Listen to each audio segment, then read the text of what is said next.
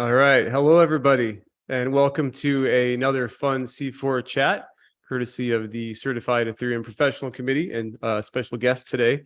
So our focus today is going to be something that is probably at the same time both highly relatable, perhaps, if you're into crypto or exploring, but also a little bit mystifying. And what I'm talking about specifically is NFTs.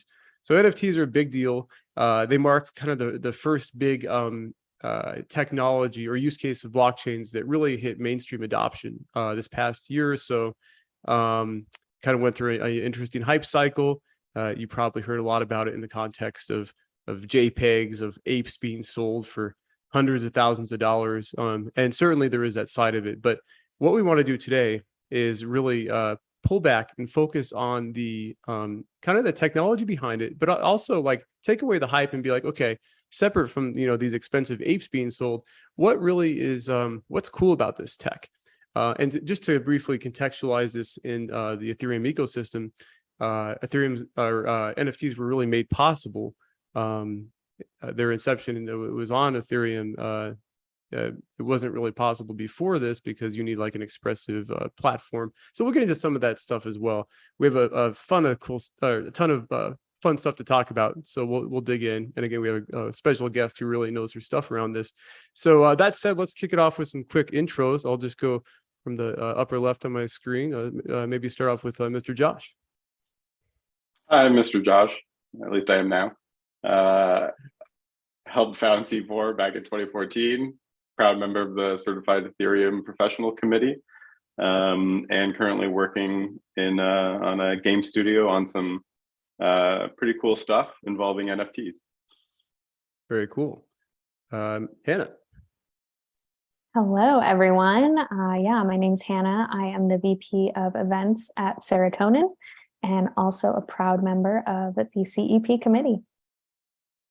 All right. Cheyenne. Hey, everyone. I'm Cheyenne. I think I should say proud member because now I feel like pressure.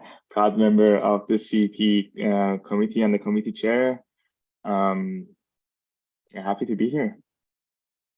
Awesome. Miss Sonal.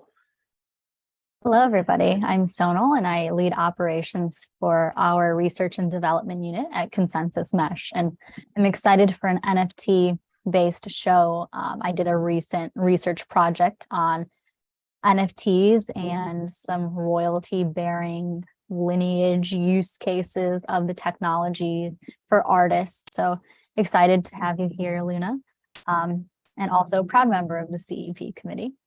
Awesome. Super relevant experience. Cool. And let's get to our special guest. We have Luna Hawk today, somebody that is not just familiar with the tech, but has used it herself to pursue her own creative ends. And we're going to hear all about this. So welcome, Luna Hawk.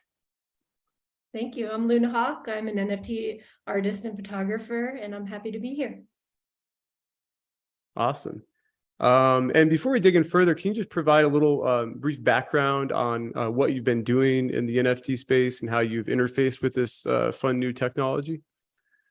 So I started in NFTs in kind of an odd way. Like I posted my first ones doing like a pop art Doge way back in the day when NFTs just started, and I just wanted to like try it out.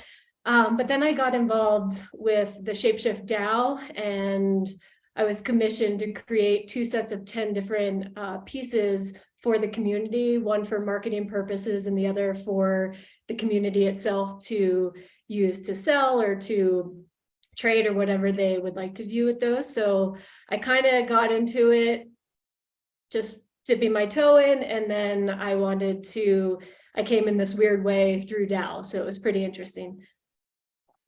Awesome. Well, glad you're here to chat. And then rounding out the intros, I'm Kent. I lead the tokenomics work stream at Shapeshift DAO. I'm also an ETH Denver steward and also a proud member of the CEP. By the way, if you're enjoying this right now, we frequently talk about this stuff. And also, if you want to learn more about Ethereum, we just published a guide on how to learn how to pass our exam. We'll cover that at the end. But let's dig in because we have plenty to talk about. Okay, just to pull back and get started with the very basics. I think one thing that turns people off a little bit with NFTs is it's not very the term NFT is not very relatable. It's very buzzwordy, feels a little bit corporate or like military. You're like, what the hell is an NFT? What it means is non-fungible token. Once you kind of understand what that means, it starts to make sense. But so I'm just going to throw this out there. Who wants to sort of explain maybe the difference between fungible and non-fungible? What does that mean in this context? I can try. So like a lot of people know the fungibility word from blockchain, which is interesting. Like on my network, even this word did not exist in their vocabulary before NFTs.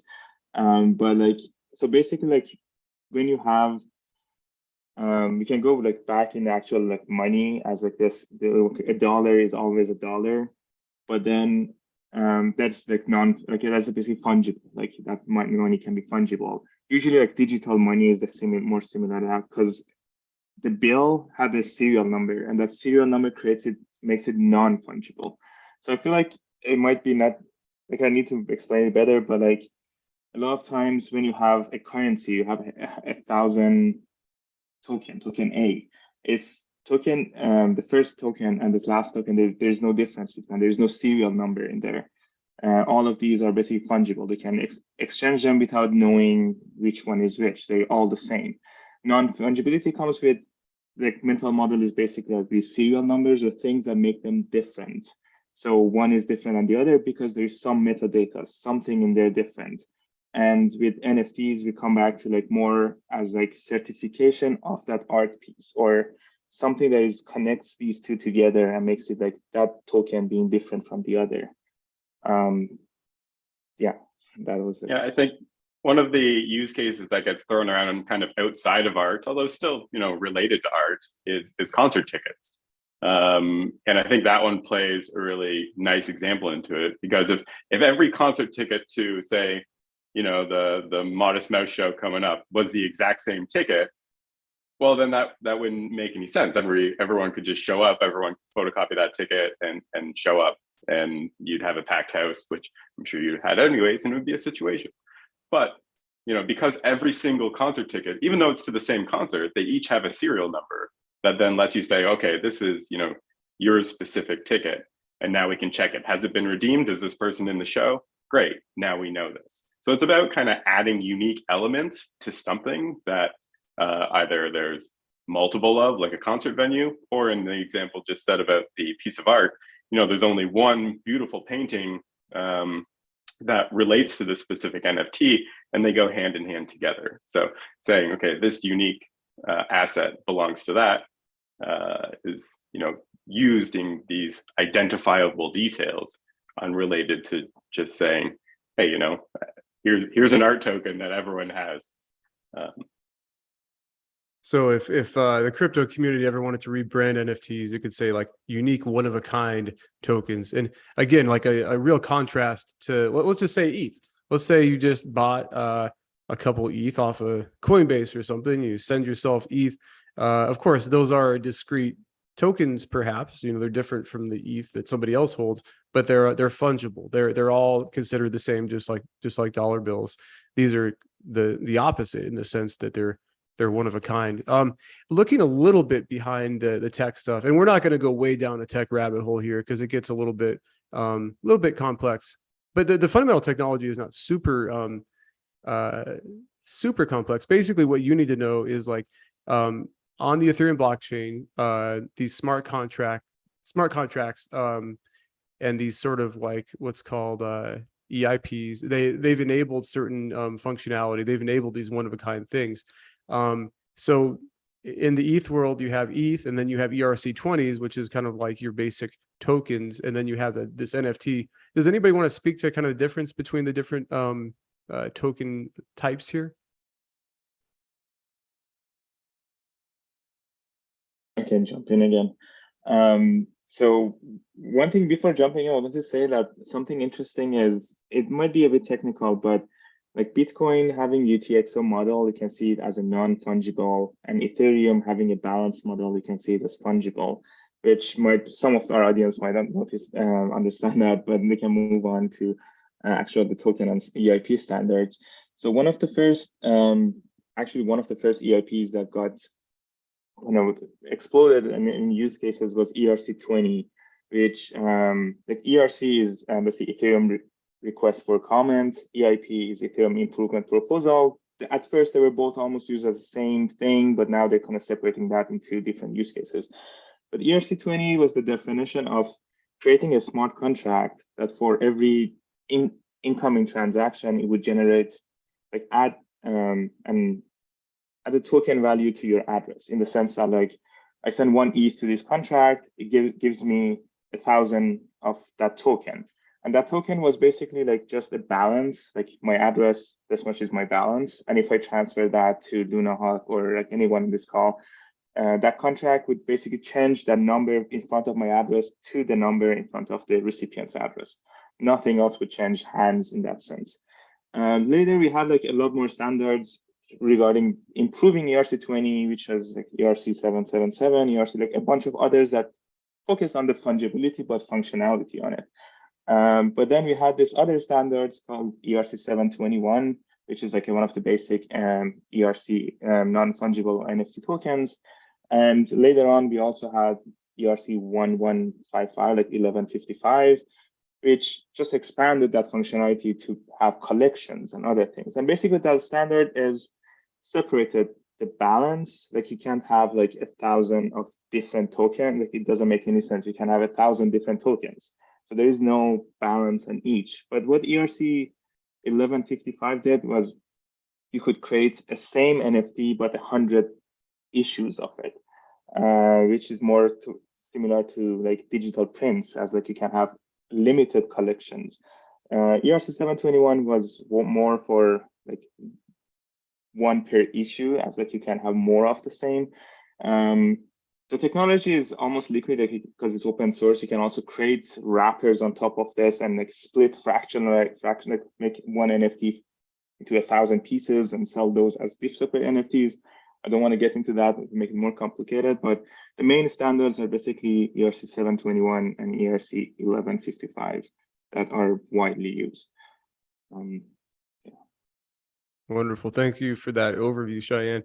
It's worth mentioning that, even though this technology started on Ethereum, you see NFTs on other blockchains now, particularly EVM chains, which really kind of mirror the technology of Ethereum, the Ethereum virtual machine. And even now, you're seeing this on other chains like Solana. Cosmos has NFTs in the early stage. So you're seeing this across the blockchain universe, but it's been a very powerful driver of use on Ethereum specifically. One reason for that is that the Ethereum network is relatively more secure. So people want good guarantees that this one of a kind that they hold won't be somehow revoked or taken away. And the security of the network offers those good guarantees. So kind of getting into some of the terms you might hear, like okay, for example, in the context of NFTs, you might hear a lot about OpenSea. So how does this whole thing work? Like, how does somebody even acquire or create? Maybe let's just talk about buying and selling NFTs. How does that work in this context? And while somebody answers, I'm going to pull up the window shade because I have sun shooting in my face right now.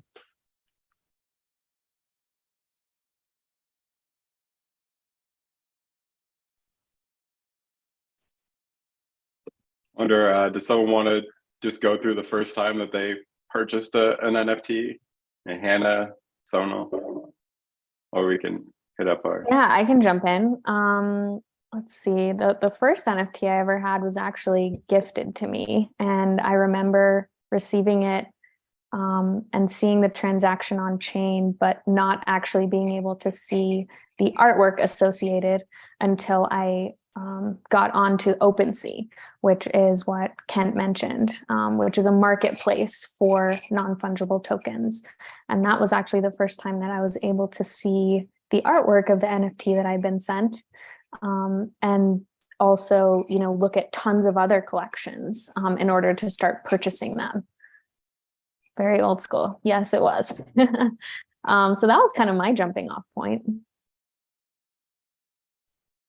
Yeah, that's really neat. That kind of plays into the fact that,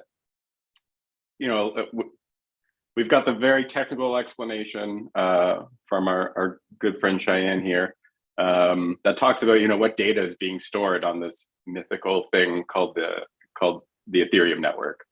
But that doesn't mean that every interface knows how to interpret that all the time. So you could see, oh, I received a transaction. That's like core details of what's happening on the Ethereum network. But it wasn't until you went to an interface that knew how to interpret that data that could really show you and then even give you the functionality of saying, okay, I want to sell this, or I want to go buy more and add to my wallet. So it's just really neat to kind of hear about the different layers of how you can kind of interact with Ethereum and how you kind of had to explore that and be like, okay, I see something happened. But what is it? Yeah, exactly.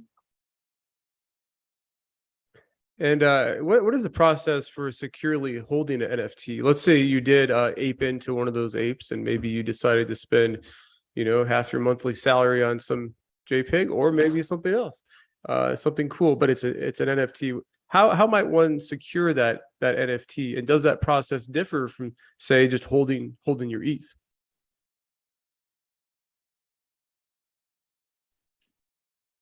I think one important thing to remember, especially about Ethereum NFTs, is you can hold them securely. I personally hold mine on my ledger, so obviously they're not in the ledger, but my wallet, just like my wallet controls my ETH or my different tokens, my ledger hardware wallet also controls the control of my NFTs in the Ethereum space.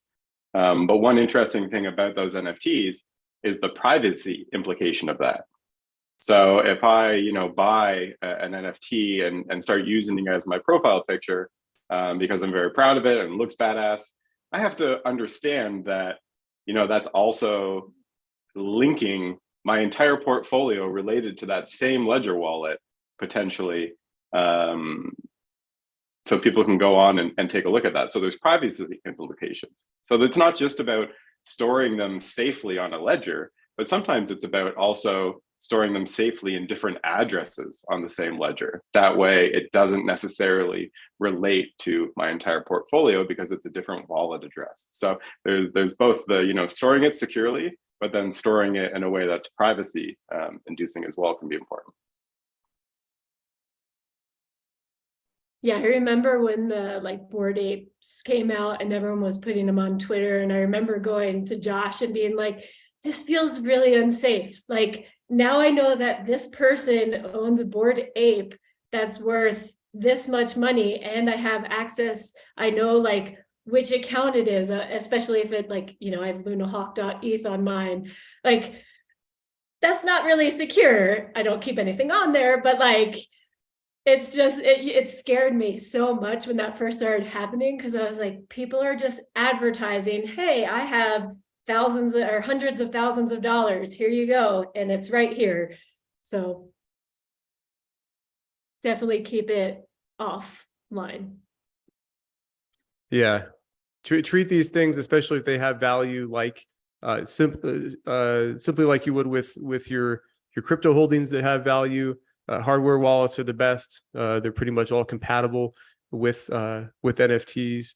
Viewing the NFTs sometimes may not be as easy. You might need to plug into the right interface. But one really cool thing, you can always rest assured that you have the tokens by looking at Etherscan and just plugging in your account, your ETH account. You'll see the token listed right there. There's a separate area for 721s, and then you'll just to view the actual your lovely ape or whatever it is, look at the relevant platform that supports that. I wanted to put this in the context of some brief history first, and then get into a little bit about okay, what can you do with NFTs? Because again, this is really it's powerful stuff. So everybody, anybody in the crypto space is certainly aware, maybe even not if you were kind of following the tech loosely, but back in 2017, 2018, we had the first case of NFTs going viral with CryptoKitties, these super adorable little NFT cats with unique properties. It kind of gamified it a little bit. You could sort of breed the CryptoKitties and create unique new kitties with cool little attributes. anyway, the thing went super viral to the point where it actually caused there was so much demand on the Ethereum network that gas prices spiked, and there was this sort of meme, which was kind of the case really, is like these kitties were clogging the Ethereum network. So really exposing some of the scaling limitations at the time. We didn't have rollups back then. But that was like the first case of people realizing, oh, NFTs are really cool, and this is interesting. We also saw some adoption with like NBA Top Shot, which uses a more permissioned, more centralized blockchain built by Dapper Labs called Flow. But that's in a trading card context. Again, really underlying the importance or the point of having like these non-fungible tokens. You couldn't do trading cards or like magic cards with ERC20s. You can with 721s. So given all that, okay, fast forward to today, we've just, been through a year and a half or so, or 2 years, where we actually had real adoption of NFTs. A lot of it was around the art market, but like, let's talk about some of just like the general use cases. What are people doing now with this sort of technology? Yeah, a couple of use cases that I love. One is around event participation. In my role at Serotonin, I obviously work with tons of teams on events, and it's really neat to be able to reward attendees of an event with an NFT like a POAP, and then make other rewards available to them later for having shown up and done something by participating in an event. I feel like that's a really cool use case. And the other one that I really love is, again, kind of around events, but sort of like IRL community engagement. So, purchasing an NFT to be able to become part of this community, where maybe sometimes IRL experiences are a part of that by me holding that particular NFT. Those have been two that I've been like so overjoyed to see really take hold in the past year and a half in the NFT space. I'll piggyback on that because the event space is really interesting. I currently have a pair of NFT shoes, and this hat is actually an NFT as well, in which I managed to mint a cool set of shoes, which I was able to redeem. And those shoes came with an NFC chip in them that allows me to literally walk into an event and prove my ownership, depending on whether or not they're acknowledging that NFT. So really, really interesting combination of the digital world and the IRL. And I think we'll see more and more of that. That is very cool. A more, I would say, boring and less cool use case, but powerful one is sort of using this in the context of counterfeit prevention. Imagine you buy something expensive and that purports to be a one of a kind from some designer in Italy or something. Everybody wants assurances it's the real deal. You could sort of add a QR code that links to some sort of proof or something, but the nice thing about NFTs is they share the wonderful properties of other tokens that live on blockchains, namely, like in this case, immutability is the relevant quality here, where if it's on the blockchain and it's not going to change over time. It's immutable, and you can be sure that you have the actual proper item as advertised. Huge for luxury goods and things like that. And also people just really want to be able to show that they've done something cool or they've attended something cool. You guys have probably heard of POAPs out there. Proof of attendance protocol is kind of a related concept. I put in our agenda here music. I just wanted to briefly touch on that because there's so much cool stuff happening there. NFTs enable musicians to not just tokenize like songs and albums, which in itself is a powerful way to generate revenue that maybe didn't really exist, at least in the sense of funds flowing direct to the creator without having to have a middleman like Bandcamp or whatever. But you could also, things get really cool when you talk about maybe adding royalties where, maybe I'm going to publish a song and then issue an NFT. And then as that NFT gets traded around, I get royalties on it. We're still in the early stages, but it's very cool. kind of building off Hannah's point about events, imagine you went and saw your favorite band and you get an NFT for that. And it's like back in the day, I mean, I'm old enough to, be that dude that used to like collect ticket stubs on my, on my wall. Like, oh, I saw Megadeth in 1994. Cool. It's like people, there's not really ticket stubs anymore, but to have digital ticket stubs is a really cool concept. So there's a lot happening on the music front. What's that? And I don't know if you've looked at some old ticket stubs, but they kind of fade after a while. So They do, yeah. It's like, which band was that? Yeah. Relight Manifesto? Okay, cool. That was probably a great show. Yeah. There was no fading digitally for sure. Yeah, I always say on the DJ side of that, so getting artist royalties, getting creators royalties is amazing. On the DJ side of that, if you've ever tried to like stream a set on things like Facebook, Twitch, etc., they just constantly mute all your streams because you don't have the rights to do it. If we start building those rights at the point of purchasing those tracks, say you're using something like rhymes with Beatmort, if I buy those tracks and I'm given an NFT, now I could say maybe point Facebook at my library and see, hey, look, I've purchased these tracks legally. I have the rights to stream these. Please don't mute my crap. I'm just trying to have fun here with some people. Which would be amazing on that licensing side of things. And then on the creator side of things, to further, get them to show, you want to see what kind of music I spin, you can literally look at my portfolio of music and see, what was that banger that was just there. So I think there's like all sorts of if we consider entertainment a supply chain, like there's all sorts of stuff we can do, all the way from the concert goer to the creator and to the producers and the radio stations and all the way through, which is pretty amazing. Incidentally, guys, Josh plays under the name Abstract as a DJ and is freaking amazing. So I check him out on SoundCloud. He's great. Thought I'd give you some props there, Josh. Have you seen that technology actually being used in that context yet, or is this just currently a hypothetical? Actually, I saw. We'll leave the Ethereum space for a moment and go over to Bitcoin and the Lightning Network. Cryptography went and did a live stream in which every single track that was playing at the time that it was playing, you could send funds to the stream using the Lightning Network, and it would automatically parse those funds out and give them to the artist that was playing at that moment. So as far as kind of real-time tipping and royalties, he did it. He proved it. That was literally like, I think 2 or 3 years ago now. So it wasn't even recent. That technology's there. I'm not quite sure if he's still working on the project, but I think we'll continue to see it evolve for sure. Awesome. Yeah, cool stuff also happening over there in Bitcoin land. Here at C4 and the CEP, we're not maxis. We embrace all sorts of decentralized tech.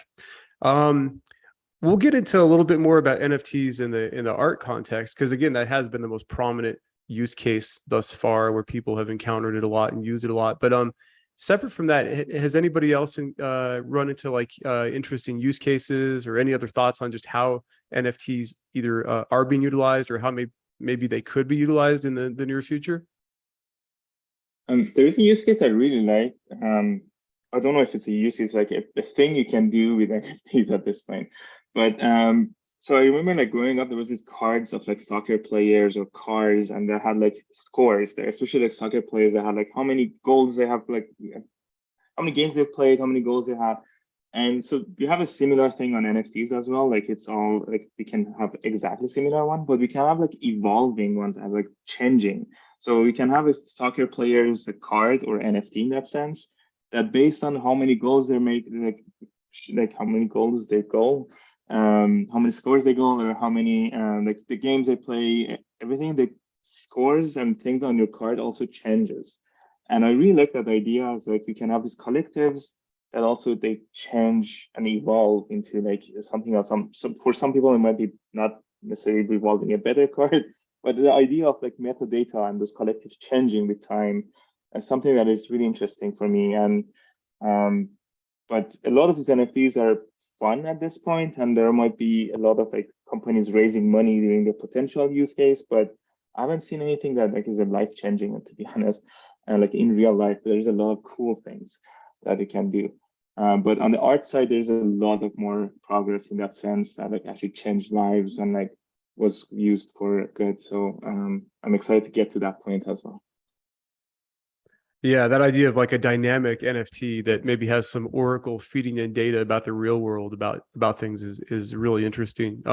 Yeah, somebody who's maybe skeptical or maybe just really analyzing it might be like, well, you could just do that with like a centralized database. Why not trust Tops or your favorite card company to do that? You could have that, but one of the limitations is that that's kind of only in their sandbox. You wouldn't really have the ability to easily buy and sell these assets outside of that ecosystem. And again, you wouldn't really have the confidence that you would, no matter what happens, you're going to be able to hold these tokens over time. For example, maybe you have a cool soccer NFT, but then the thing shuts down. The issuer of that shuts down and the ecosystem shuts down.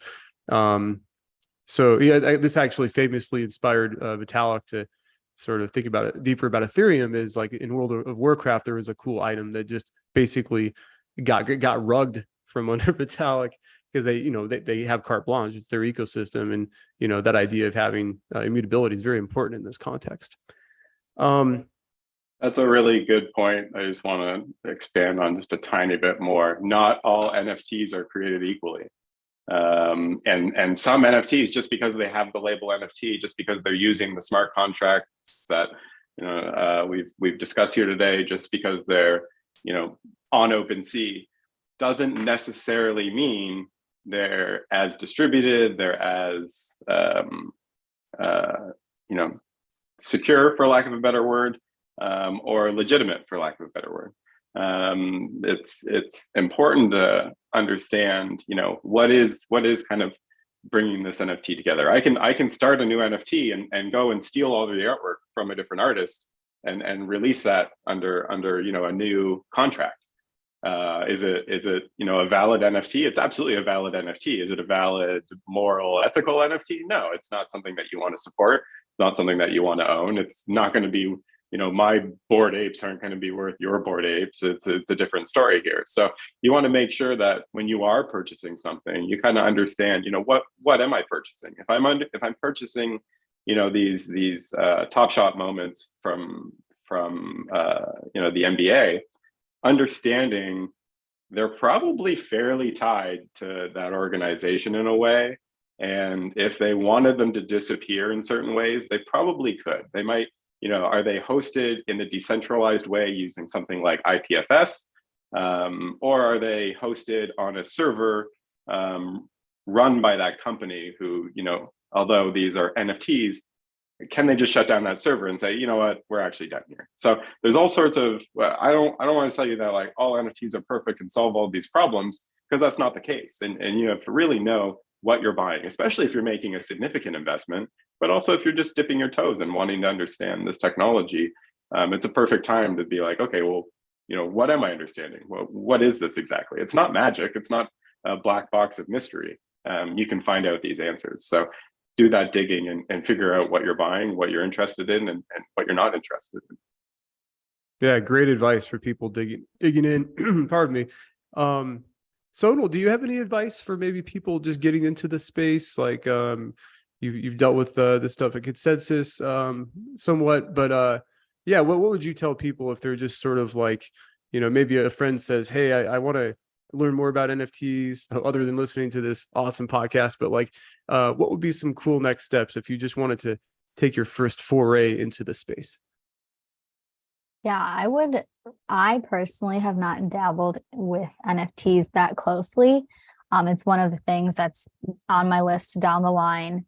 And I do need to strengthen my own understanding on the inner workings, where I think I've received NFTs and I'm like, I didn't have no idea how to see them. It's like another situation where I have to make a informed judgment on where to like put my address in, or just make sure I don't click the wrong thing and get myself into a bad situation. But when I had family members or friends who have asked, I typically tell them to actually just use OpenSea and buy something that's relatively cheap and start playing around with buying and selling, and then using all the other tools that exist and interfaces for sharing your NFTs. So really just to learn by doing, but also not risking too much right off the bat or expecting some major wealth gain from it. I think people see trends on Twitter or hear stories and they're like, this is how I will get rich, but that trend will continue to die down, hopefully, so the true purpose and uses of NFTs can flourish. But I'm always trying to learn more on how to use NFTs better, and also just learning from other creators and users in the space. And also for myself, I work in the technical space, but I have to remind myself that if I try and learn the technical ins and outs of the usability, that'll create a bigger task at hand than the scope I need to understand at the moment. So I would suggest to others, you don't have to fully understand the technology, just remember your purpose of understanding it, whether you're an artist, creator, or you just want to understand what people are saying about NFTs out there. You don't have to also become like a developer or solutions architect and understand everything about it, just to focus on your purpose.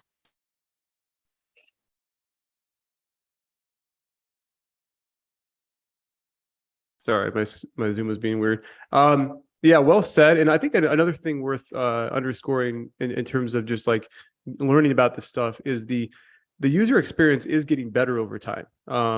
It's getting, this thing that was very sort of maybe hard to understand and interact with in the CryptoKitties stage is getting a lot more frictionless, and it will get better over time, just like a lot of other new technologies. And one burning question that I have, that maybe everybody has, is like, and honestly, I've never actually done this myself, but I'm curious to know what is involved in actually creating an NFT. So for that, let's turn to our resident expert for today, Luna Hawk, who's created many NFTs with her artwork. But Luna, what does that entail? Yeah, so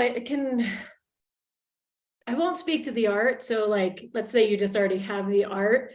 Then when you're going to create it, each platform is kind of different. So OpenSea is different than Foundation, is different than Async, it's different than Stargaze. But they're similar. So basically, let's say you have a JPEG or an MP4, so you have a video or a still image. You'll upload it onto the blockchain, and then you'll pay the gas fees for that to exist and be minted into it. And then from there, it's basically just a transaction that, how I understand it, I'm not super technical, I'm more on the artist side. How I understand that is it just like embeds it into the blockchain, and then voila, you have this piece that's on the chain. Does that make sense? Did I say that right? Yeah, that does make sense. I just want to hear more about that part. Maybe your view, like it doesn't need to be technical, on what does it mean to send it on chain, or like the part that you mentioned, like do you use any of the tools out there, or Well, like so a lot of that, it's kind of like using the internet, or this is how I explain it, is I don't really know what's going back on the internet, but I know I type in www. whatever, and then like the website comes up. So when you're working, let's say on OpenSea, for example, you're putting that information in, but I don't really know what's happening in the background. So you don't actually need to like know the tech, like Sonal was saying, like to really get into NFTs, because I don't know like what voodoo like number magic is happening in the background to embed that. Maybe Josh knows. I don't know.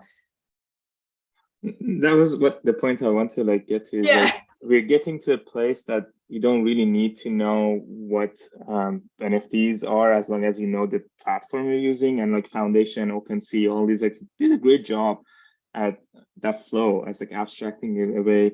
But that's where the part that like not aping into anything new also comes in, as like, if you learn the platform and know what's going on there, like you're good enough. Like it's for like start. Yeah. And just, yeah, for some others that want to buy NFTs, don't go to any new platform and just start buying things with your money. Like at least like look at how the flow is, especially for the artists. I think like if even for buyer, if you look at how artists are listing things on that platform, is a good indication as like, is this, like I see OpenSea as an eBay in that sense, or like everyone can come in and everyone can buy, and you have to do your own due diligence on like what's going on there. But it's interesting that you were able to like do the whole flow through the platform, and that's why like what we techies should get better at, as like being more abstracted away and make it more internet like. Like you don't need to know what CPU, GPU things to use a computer. You don't need to use a TCP/IP to use internet. That's interesting. Yeah. I think the due diligence is important in this, and similarly to what Josh had said about like not all NFTs are created equal. Just as if you were to purchase like Ethereum, Bitcoin, Atom, whatever it may be, or you were going to go into like a DeFi protocol, like you want to do your due diligence on whatever that protocol is, whatever that coin is, whatever that NFT is, to make sure that what you're actually buying or what you're getting into is legit. Because, you know, there's a lot going on in the crypto world. I mean, think of this past week, like there's just so much that is happening constantly in this world that we really have to like, we create like a sixth sense awareness of like what's happening around us. This one right here, Luna Hawk, is so cool. Gotta get like Kyoto vibes here. It's super, super awesome. This was from a series that I did for Shapeshift DAO, and I took each of their logos as they basically through their whole history, and then whatever was happening during that logo, like when that logo was active, I created a piece on this. So this was when we went to DevCon in Osaka, and so these are like a mixture of my photos and then drawings and paintings, and melding that together with the Fox logo that was active at that time. Good stuff. In terms of like you using NFTs, so how has this allowed you to sort of further your own goals as a creative person, as an artist? How have you used NFTs to connect with sort of the purchasers, the people that are consuming your artwork, and how does it fit into kind of what your own creative goals? Yeah, so this, you know, I come from a traditional art background. My degree is in oil painting. You know, I've had shows at many different places, but then I got into crypto, and it was like, I'm not techie, I'm not a developer. Like I was doing branding photography for some local crypto businesses, but that was like the extent of which I could be involved, besides like purchasing my own coins and whatnot. And so when NFTs came around, I was like, wow, this is really melding my two worlds. This is melding like being an artist and then like my love for crypto and just like what's happening in the industry. And like I was able to meld it together. And so the way that I like to do it is I like to tell stories. And so this particular series that he's showing now, it's the creatures of cryptozoology, and they were the 10 animals that were part of crypto history, because I think the history of like I think history is important no matter what, because it gives humans an insight into other humans and just, you know, life. And I wanted to tell the story of these animals, how it related to crypto, and then create cool pieces with it. And Gray Machine, I collaborated with him on this. He's an amazing artist, designer. He animated these still images that I created. Yeah, so that's the story of the bear and the bull. So the bull goes up, the bear goes down. And so it's like these subtle stories from crypto history, maybe not so subtle, but. Yeah, that was the certainly the bear whale and the one before in the constellation, another piece of crypto lore. Oh, and I also did this in tandem with different stages of art history. So if you know Gustav Klimt, this is a take on a piece, like I'm sure you've seen the Kiss of his. So I did these pieces in the styles of different art history to tell the history. Awesome. Yeah. Yeah, and it's a Gray Machine. He works with Shapeshift DAO. We're fortunate to have him at the DAO because he's also an artistic rock star, just really adding that visual element. It's so fun. Yeah. Let's see, as we continue to look at these beautiful images, A question that both for you, Luna Hawk, maybe Hannah would have some insight on this too, but how do marketing and community tactics differ in the NFT space? Crypto marketing in general is kind of its own thing, but it seems to me there's kind of an extra element here in the sense that we're talking about things that people could actually hold in their wallets. So how does that work in the kind of a community building and marketing context?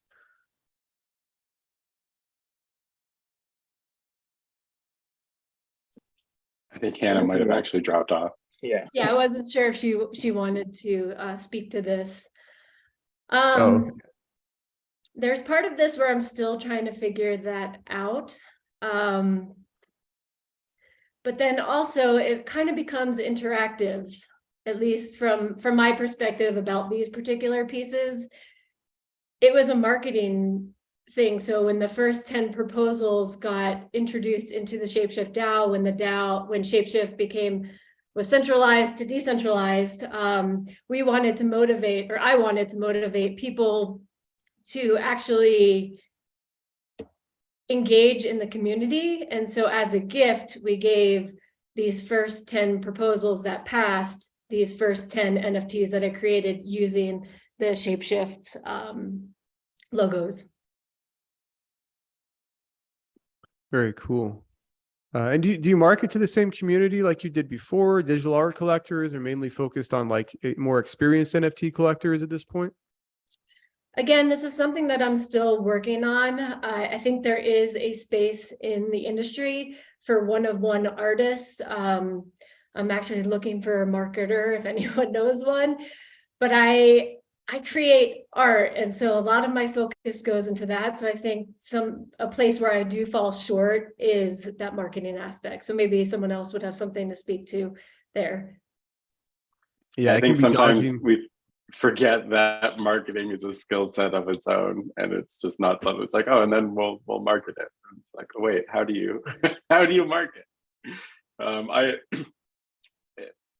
one-of-one artist thing is interesting. The PFPs obviously got pretty huge there, and a lot of it that was probably the most fun was just the different communities that formed, and a lot of them had all these kind of different quirks and personalities. Some of them just have like epic meme game. Like it's just like, oh crap, like every day is a new GIF that's just going to be hilarious. But at a certain point, you can only be in so many Discords without going absolutely insane. So the community element per person doesn't actually scale all that well. So I think we'll have to see. I think we'll see the next kind of generation. And I'm even a part of a couple different communities where they joke about like, okay, we need to amalgamate into like, because it's mostly like the same people talking to each other in 5 different channels with like a couple other people. So being able to like join communities a little bit better might be something that we'll see. But how that then relates to the 1v1 art is even more difficult, I would imagine, because you're not putting out 2,000 of something, so you can't expect 2,000 different community members or 1,000 different community members. You're doing 5 very intense, beautiful pieces of art, and to build a community around 5 people is certainly, I would expect, a little bit more of a challenge. Yeah, that's a good point, Josh. Like you can imagine maybe that might more closely mirror typical art communities where by nature they're doing one-of-one pieces, unless they're doing like runs of the like duplicates basically. But it might be a situation where communities congregate around certain art styles. Maybe there'll be like a DAO for cool abstract art or modern art. We're so early in this space, so it'll be cool to see how the tech advances. With respect to actually the process of like purchasing these things, and also like price discovery. It goes without saying almost, if you're in crypto, or I mean, it's just such a common thing. Maybe you don't even hold crypto, but you know about stocks. Like price discovery happens on exchanges. Prices go up and down. And if you want to buy ETH or something, maybe jump on Coinbase and you use your dollars to buy ETH, and there's a price based on the back and forth trading, the order book, or whatever's happening. It's a little bit different on a DEX, but people are familiar with this concept. But how does pricing work? How do there's a concept of auctions and NFTs. We've talked about OpenSea a little bit, but How does this all figure into the process? Yeah, so again, I come from the traditional art background with this. And so the way that I've been pricing things, well, the creatures of cryptozoology, that was just put up onto OpenSea and we did an auction. And I think we ended at the time, it was, Kent, you were with me at the time. It was like 4 ETH at the time, worth like 12,000. And we didn't put the price in there. That was just like, we started at 0.25 ETH and then it went up from there. As far as like the Hawk, this is actually my next edition, which is their cosmic animals. And I haven't decided which platform I'm going to go on yet. It might be Stargaze, it might be Vast, it might be Super Rare, I'm not sure. Still kind of like up in the air with all of that. But I kind of just base it on like, how much time did this piece like take me to create? What is my hourly wage for like an artist? What would I like to see? And then like just start it at a price and then see what happens. So I think there's still some sort of like discovery with that, because it doesn't have to necessarily be like, you know, this is $300 or this is $500. And also with this one, I like to call it NFT benefits. So like I will be encoding some things within these where like you can get a percentage off of like your next purchase, or maybe you get a digital print, because I like the melding of like the digital with the in real life thing. So, and I, coming from a photography background, like print your photos, like get them on the wall, like experience with them. Don't just keep them on a computer screen. So I'm of that kind of mindset. If you had a time machine and you were going to go back in time to when you first started this process, what would you tell that version of Luna Hawk? What do you wish you knew back then that you know now about creating and selling and just interfacing with NFTs? Before I touch on that, this piece was made for, it was a fundraising dinner that Shapeshift DAO did for Coin Center. And this piece was given to each of the attendees that actually showed up in the snow to come. So that's what this piece is. And there's Michael, John, and Eric in that to represent Shapeshift. Go back in time. Honestly, it's just an act of doing, like being that artist, showing up and treating it like a business. Like, I think just like the consistency, getting it out there, and like, some of them may not sell and that's fine, but like I create because I love to create, and it's like something that I need to do. It's part of it. So I really think just like telling my past self, like just keep doing and being and see what happens. Awesome. Nice little buffercorn in the corner there. Little East Denver reference. By the way, guys, Coin Center is amazing. Please support them and look into their mission. They're advocating on behalf of the industry, and DC do amazing work. Another like motion NFT here with the kitty. This is great. Yeah, this was the Crypto Kitty. And actually, Josh helped me in titling these because I needed some mathematical equation that I couldn't figure out to determine what block might have happened when CryptoKitties were a thing. So this was like block 02749. I just made up a number. But we actually did research into trying to find around what time that block would have been made when the first CryptoKitty was made.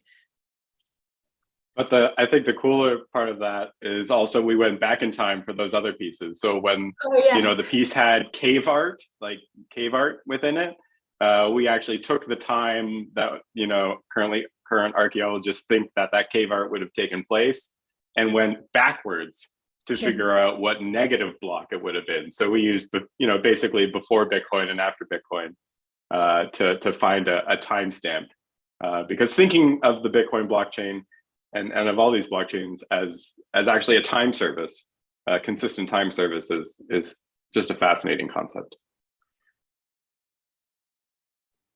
Yeah, That's so clever with the block, the negative block print on there. Awesome. Yeah, so they were asking me about like my process. And this was just a lot of layers and a lot of color. And for those of you who know art history, this is based on Chuck Close, who was actually a contemporary American artist who did a lot of self-portraits, large scale, just using these kind of blocks of color. And I think I have a slide in there of one of his pieces. Yeah, so that's kind of what that piece was based on. I You think can that, imagine. sorry, go ahead, Ken. Oh, no, go ahead, Luna Hawk. No, I was just saying, I think that NFTs have a way to, it's kind of like, I kind of call myself like an anthropologist of like crypto history, and NFTs are a way that we can interact with the community and share these shared things that we have been through in crypto, and like it becomes an experience that we can all be with together through the art. So like I have some ideas right now just with like somebody mentioned about Icarus and like all of the Icarus things that are happening in crypto. Like I think that would be a cool series to illustrate.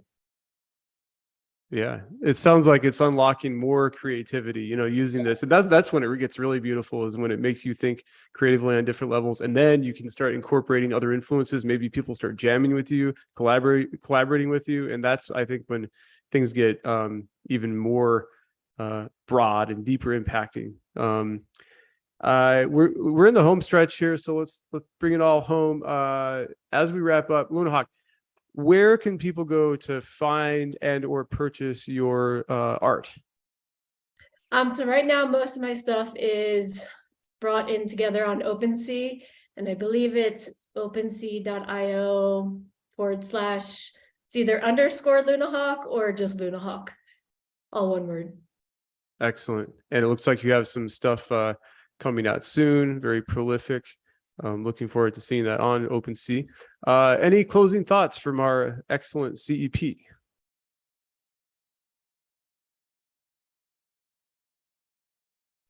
I had some ideas, but now I'm trying to remember.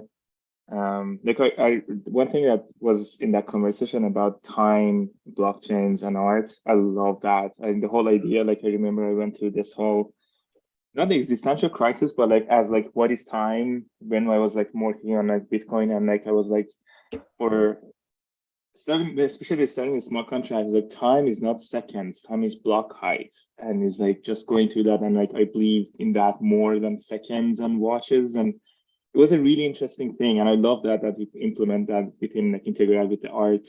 And the negative block time, my mind almost like exploded when you said that. So yeah, I love that. Like that's one of the things I loved about this whole NFT concept, as like it was an explosion of ideas. And I'm not really a big fan of these cults style NFT groups, mainly because probably I'm not in there. That's why I'm not a big fan. But I love the explosion of ideas and connecting arts concepts. And like another project I followed for a while was the project called The Currency by Henny, which I love the idea. Like there was this randomly drawn pictures that sold as NFT, and you had a year to decide if you wanted physical art or the NFT, and the other one would be burned. And it's like the artist was also saying, like, I'm not sure if in a year 80% of the people decide to burn the physical art. Did I do a good job or a bad job? Like, it's my arts. And I love that whole play. It was something that was not possible to do before. So glad to hear your stories in Hawk as well. Yeah, well said. So much interesting stuff happening. I feel like, we could have a part 2 session on this, maybe in a few months, because there's a lot of depth here. And again, this tech is in its infancy. There's so much more, I think, that will be done. If you guys are curious about this, just dig in. If that there's so many cool things happening at the nexus of creativity in crypto, for sure. So with that, we'll wind it up. One final reminder, guys, if you're learning about this tech and are confused, this is why we exist. We want to make it easier for you to come down the rabbit hole. This is a very non-hypey, non-salesy, non-corporate type environment. We try to make it easy for you to understand Ethereum. We now have a guide to help you learn about Ethereum, and if you so choose, you can even take our CEP exam, which will credential you, basically show to really anybody you'd like to that you have that you are a member of the Certified Ethereum Professional Committee. You get this very cool thing here. I proudly display this. I actually have a master's in political science, but I just hide it with this because this is cooler. But you'll get this, guys. And it's just to learn about it. And again, you have resources to help you. Anyway, that said, thank you for joining us today. Again, we talk about these types of topics frequently. If you guys have any questions, let us know on the YouTube or on Twitter. We're here to help. But yeah, have fun creating and exploring. Have an awesome week, guys. Take care. And thank you, Luna Hawk. Thank you. Good times. Is this the live?